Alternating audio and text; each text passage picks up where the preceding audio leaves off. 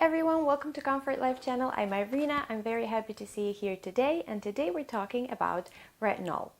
It is an important topic, I think, for us to understand because there's so many myths about this product and this ingredient, and I will also cover a few other things in the next videos about retinol, so I hope you will enjoy them.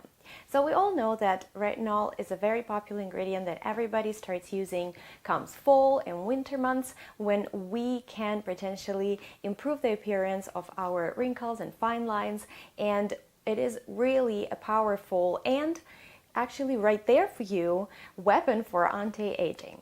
But unfortunately, there are so many myths about it that sometimes we just get puzzled what's right, what's wrong, and what's the best way for us to use it, because it also happens so that sometimes we might experience some problems using it, like dryness and irritation, and it kind of makes us very puzzled, like what am I supposed to do, let alone the fact that retinol products are not exactly very cheap. So let's talk about the myths. Myth number one: retinol only works on wrinkles. That is not true.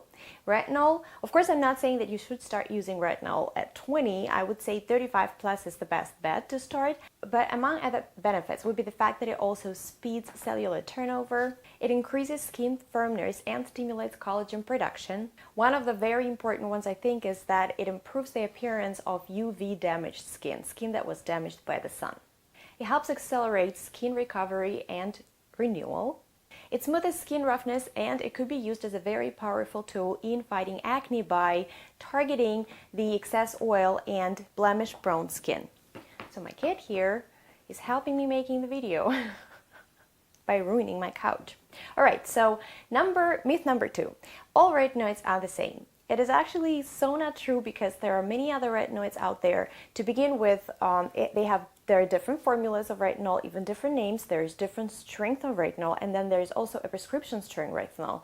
And then there are also prescription retinoids, which obviously would be a lot more powerful than the ones you could buy in store. But it doesn't mean that the ones you can get in store are bad or they're not working. And I would actually suggest you start with a very small percentage of retinol out there. I will share a few products, and one of them will be a very good beginner product. So some other forms of retinol, or the way it could be called, will be retinoic acid, retin A, tretinoin, accutane.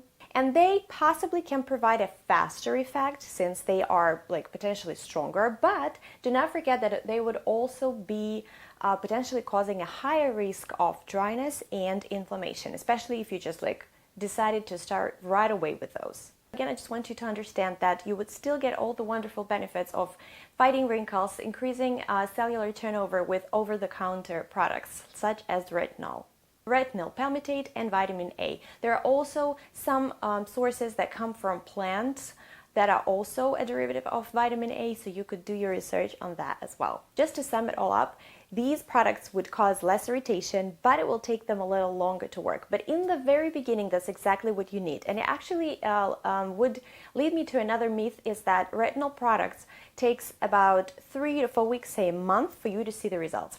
This is also kind of not true. Maybe some people could already see the results at that point, but to see sort of full potential, you will need to use it longer. I would even say a couple of months, or maybe 3 months. Again, do not forget that every one of us is different.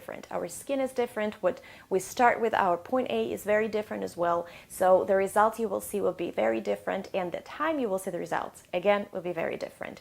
So the key point here is that stay with it and keep using the product. So do not expect miracle results in a week.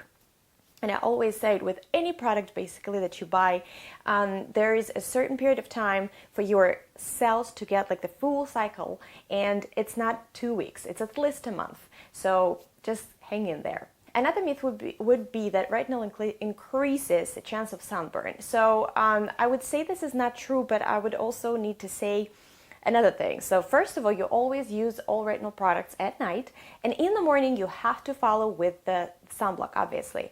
But by itself, the retinol would not cause your skin to burn unless it is you're not using a sunblock. But by not using a sunblock, you could already expose your skin to a sunburn, right?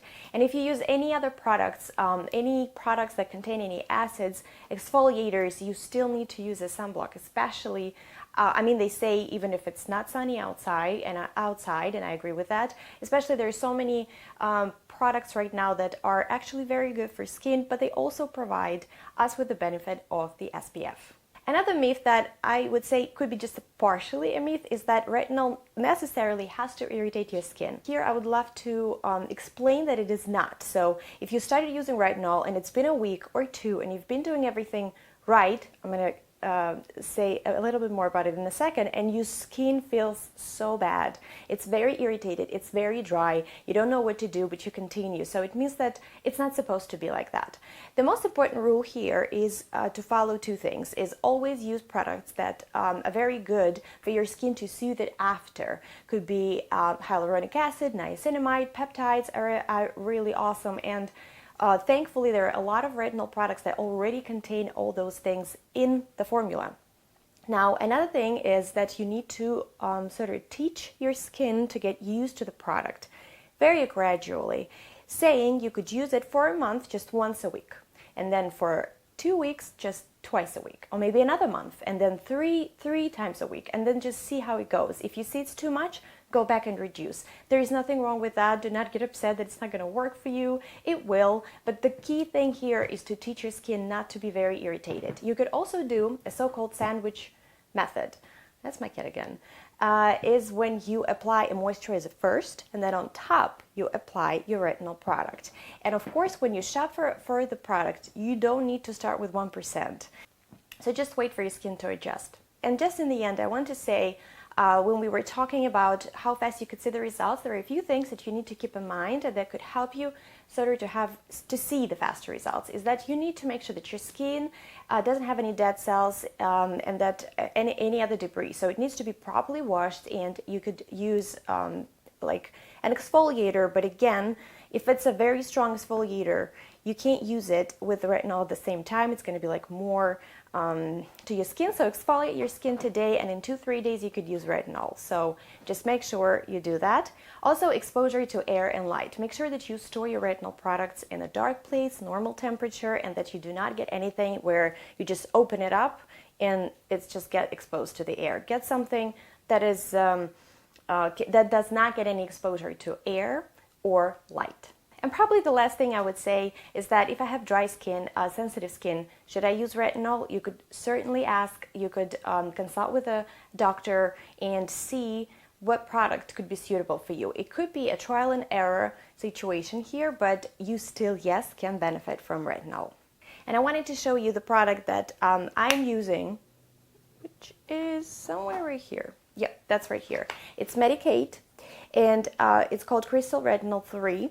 It contains 0.03% of the ingredient and of the retinol, and it is considered to be one of the best for the beginners. I'm not getting paid by the brand. I got it as a gift from my girlfriend, and I really love it. Before last year, I was using Skin Medica Retinol Complex. I like the idea that it is a complex. It also, both of them have other ingredients such as squalane and niacinamide already in it. And this one is 0.25%.